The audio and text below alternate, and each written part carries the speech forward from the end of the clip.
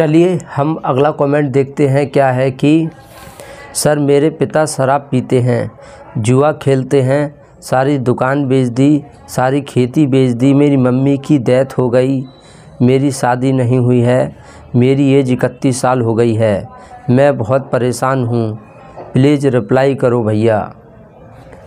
तो देखिए,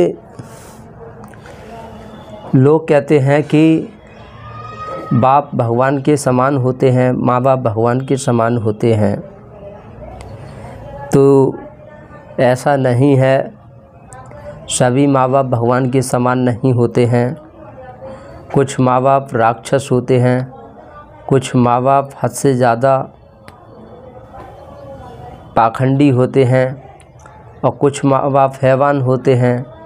तो देखिए, जो शोषण करने वाला होता है, जो दूसरों के साथ चालाकी खेलकर दूसरों को परेशान करता है, दूसरों का फ़ायदा उठाता है, तो वो इंसान किसी को भी नहीं देखता है। वो सभी का शोषण करता है, सभी के साथ गलत करता है, चाहे बच्चा हो, पत्नी हो, कोई भी हो, वो चालाकी सभी के ऊपर खेलता है। ऐसा इंसान जब तक जिससे फ़ायदा मिल रहा है तब तक उसकी इज्जत करेगा, और फ़ायदा नहीं मिलता है तो ये भूल जाता है कि कौन, ये रिश्ता भूल जाता है कि कौन बेटा है कौन बेटी है, इससे कोई मतलब नहीं होता है। ऐसा इंसान सिर्फ एक अपनी एक वस्तु समझता है, इंसान न समझकर एक सौदा समझता है, वस्तु समझता है। जैसा हमारे पास बाइक है, बाइक चल नहीं रही है, ख़राब हो गई, तो हम क्या करते हैं, बाइक को फेंक देते हैं। ऐसे ही जो शोषण करने वाले, ये चालाकी खेलने वाले, जब इनको लगता है कि संतान से हमें फ़ायदा नहीं है, बच्चों से फ़ायदा नहीं है, तो ये उस तरह से ठुकरा देते हैं कि जैसे हम इनको नहीं जानते, ये हमें नहीं जानते हैं, और ये बुरी तरह शोषण करते हैं। तो लोग कहते हैं कि पिता तो अपने बच्चों के बारे में गलत सोच ही नहीं सकता। तो इस तरह के हमारे पास काफ़ी कमेंट आए हैं, वो लोग वीडियो पे कमेंट को देख सकते हैं किस तरह से कमेंट आए हुए हैं। तो आपकी एज 31 साल हो गई है, और वो कहते हैं ना कि समय रहते हुए समझ में नहीं आता, और जब समझ आ जाती है तो समय निकल जाता है। जो ध्यान आप अब दे रहे हैं, अगर ये ध्यान आप शुरू में देते तो शायद आपके साथ इतनी बड़ी घटना नहीं घटती। और लोगों को बोलना चाहूँगा, जिन लोगों को लगे कि हमारा पिता ऐसा है, शराफी है, जुआ खेलता है और बच्चों की परवाह नहीं करता है, तो कभी भी पिता पर भरोसा नहीं कीजिए, कभी भी पिता पर भरोसा नहीं करना चाहिए। हमें अपने दम पर जीना चाहिए, और उम्मीदें कभी भी करनी है तो अपने आप से करनी चाहिए।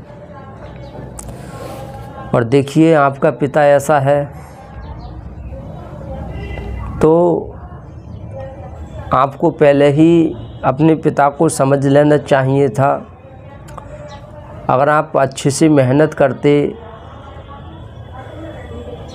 और मेहनत करने के बाद आप अपने पिता को रोकने की कोशिश करते, प्रॉपर्टी बेचने नहीं देते और मेहनत करते, तो क्या होता कि लोगों की नज़रों में आपकी छवि तो सही रहती कि चलिए पिता ऐसा है, कोई दिक्कत नहीं, पर बेटा ठीक है। तो आपके साथ ऐसा नहीं होता। ऐसी समस्या आपकी नहीं है, काफ़ी लोगों की है, और काफ़ी लोगों के साथ ऐसा हुआ है। तो आपको मेहनत करना है, शादी की चिंता नहीं करनी है। चिंता या परेशान होने से कोई फ़ायदा नहीं मिलता है।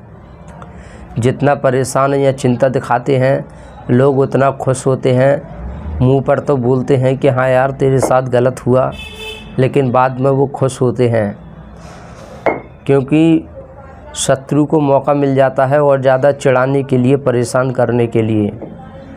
तो आपको परेशान नहीं दिखाना है, हमारे देश में कितने महान लोग हुए हैं जिन्होंने शादी नहीं की और बहुत बहुत अच्छे काम किए, और ऐसे आम आदमी भी बहुत हैं जिन्होंने शादी नहीं की या जिनकी नहीं हुई शादी, वो भी जी रहे हैं।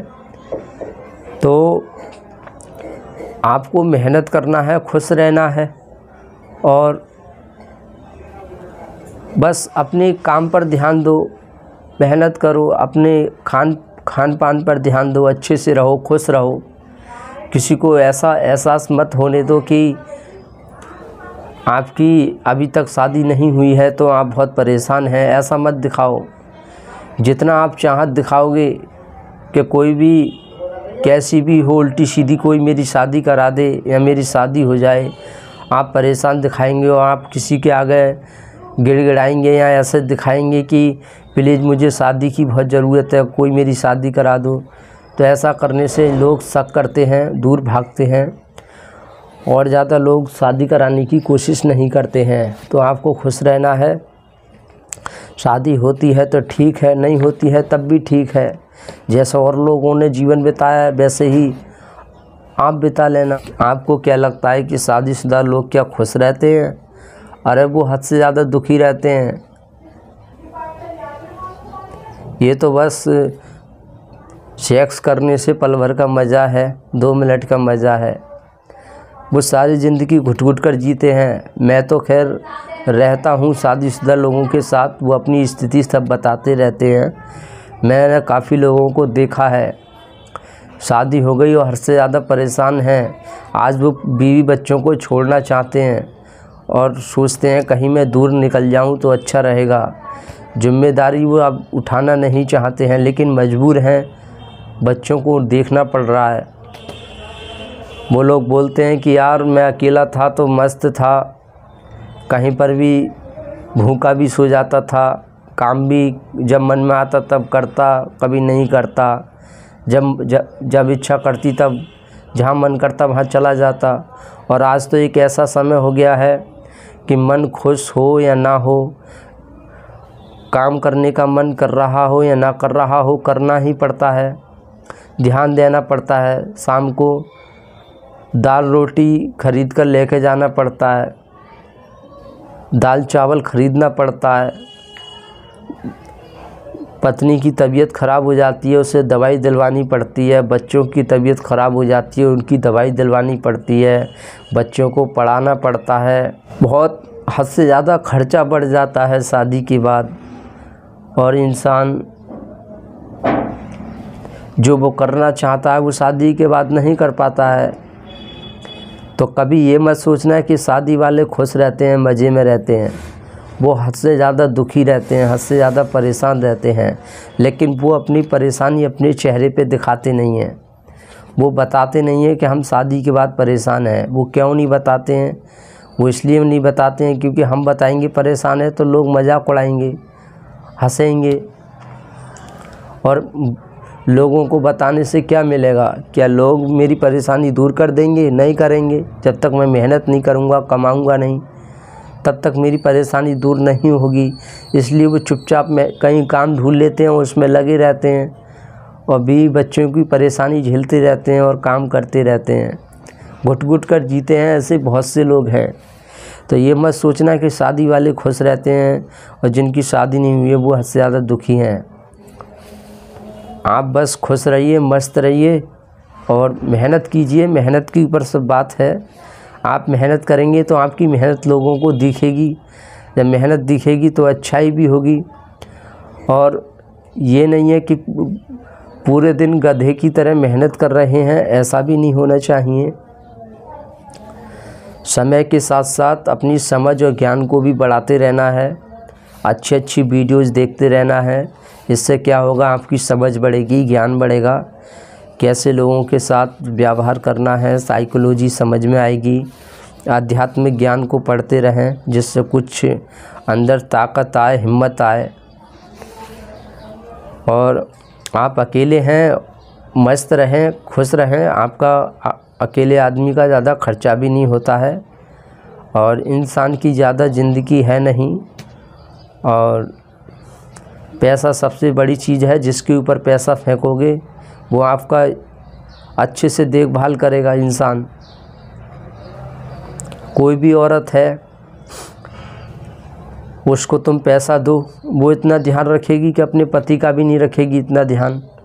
पैसे की बात है, पैसे किसी को खर्चा दो तो वो, और पहली बात तो ऐसा करने की ज़रूरत ही नहीं है। अब पिता ने जो कर दिया वो दोबारा वापस तो नहीं हो सकता, लेकिन हाँ इतना हो सकता है कि ध्यान रखा जा सकता है, सावधान हो सकते हैं। और भी लोग हैं जो इनके साथ ऐसा आगे चल के घटने वाला है, वो पहले से ही इस कमेंट को पढ़ेंगे, वीडियो देखेंगे तो वो समझेंगे और वो अपने माँ बाप के प्रति सतर्क हो जाएंगे कि हाँ कोई भी इंसान गलत होता है। लोगों को ऐसा लगता है कि माँ बाप कहीं आसमान से आते हैं, डायरेक्ट भगवान के भेजे हुए नेक बंदे होते हैं वो। लोगों को ऐसा लगता है कि माँ बाप गलत हो ही नहीं सकते, माँ बाप गलत सोच ही नहीं सकते। भाई क्यों? वो भगवान है, भगवान है तो फिर वो जुआ क्यों खेलते हैं, शराब क्यों पीते हैं? माँ बाप भगवान है तो वो जुआ क्यों खेलते हैं, क्यों शराब पीते हैं, क्यों चालाकियाँ खेलते हैं, क्यों दूसरों को धोखा देते हैं? भाई व्यवहार फिर परिवार में करते हैं। अरे वो भी बच्चे थे, शुरू में शैतानियाँ करते थे, दूसरों को नुकसान पहुंचाते थे, धोखा देते थे, ज्ञान बिल्कुल नहीं था, बदतमीज, अकल बिल्कुल भी नहीं, समझ बिल्कुल नहीं। अब वो बड़ा हो गया, उसकी शादी कर दी। शादी करने के बाद ऐसा कौन सा चमत्कार हो जाता है कि उसके अंदर सब कुछ आ जाता है, ज्ञान आ जाता है, अकल आ जाती है, सब कुछ आ जाती है, और फिर वो जो है भगवान कहलाने लग जाता है कि बाप है, भगवान के समान है। फिर उसमें एकदम से ऐसा कोई कौन सा चमत्कार होता है कि उसमें अकल भी आ जाती है, समझदारी भी आ जाती है। जो लोग रात दिन महान लोगों को पढ़ रहे हैं, बुक पढ़ रहे हैं, भगवत गीता जैसे ग्रंथों को पढ़ रहे हैं, वो हद से ज़्यादा पापड़ बेलते हैं, तब जाकर उनके अंदर समझ आती है और थोड़ा बहुत उनके अंदर ज्ञान आता है। और एक बाप जो शादी के बाद इतना शक्तिशाली, इतना महान कैसा बन जाएगा भाई? तो हमारे देश का नियम ही गलत है। हमारे देश की जो परंपराएं हैं ये हद से ज़्यादा लोगों को दुखी कर रही हैं, और लोग आज भी पुराने अंधविश्वास में, पुरानी परंपराओं में विश्वास कर रहे हैं। अंधविश्वास ज़्यादा है। हमारा देश संविधान से बेशक चल रहा है, लेकिन लोग जीने वाले आज वही पुरानी परंपरा में जी रहे हैं, संविधान के अनुसार वो नहीं जी रहे हैं। संविधान कभी भी भावनाओं पे नहीं चलता है। संविधान ये कहता है कि किसी की भी गलती हो सकती है, कोई भी इंसान गलत हो सकता है, और जो गलत है उसको सज़ा मिलनी चाहिए, चाहे बेटा हो, बाप हो, दादी हो, नानी हो, फूफा हो, मामा हो, कोई भी हो। जो गलत है तो वो गलत है और उसको सज़ा मिलनी चाहिए, ये संविधान कहता है। लेकिन परंपराएं ये कहती हैं कि नहीं, पिता कभी गलत सोच ही नहीं सकता, पिता कभी गलत हो ही नहीं सकता। और देखिए, मन में एकदम हड़बड़ी रखने से कोई फ़ायदा नहीं है, जल्दबाजी करने से कोई फ़ायदा नहीं है। अब जो कुछ हो गया उसे भूल जाएं, पेशेंस रखें, धैर्य रखें, शांति रखें, खुश रहें। ज़्यादा ऐसी चाहत न दिखाएं कि मैं बहुत परेशान हूँ, मेरी शादी क्यों नहीं हो रही है, ऐसा कुछ भी न दिखाएं। और ऐसे महान लोग बहुत हुए जिन्होंने शादी नहीं की, इसलिए मस्त रहें, खुश रहें, और धीरे धीरे ही होगा जो कुछ होगा। बस मेहनत करते रहें, जब समय के अनुसार जो होना होगा वो हो जाएगा।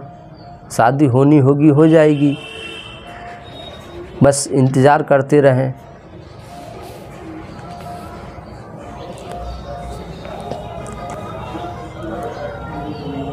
जितनी ज़्यादा कोशिश करोगे शादी करने की, जितना परेशान दिखाओगे, लोग उतने ही दूर भागेंगे और कोई साथ नहीं देगा। फिर आप और ज़्यादा दुखी हो जाएंगे। इसलिए मस्त रहें।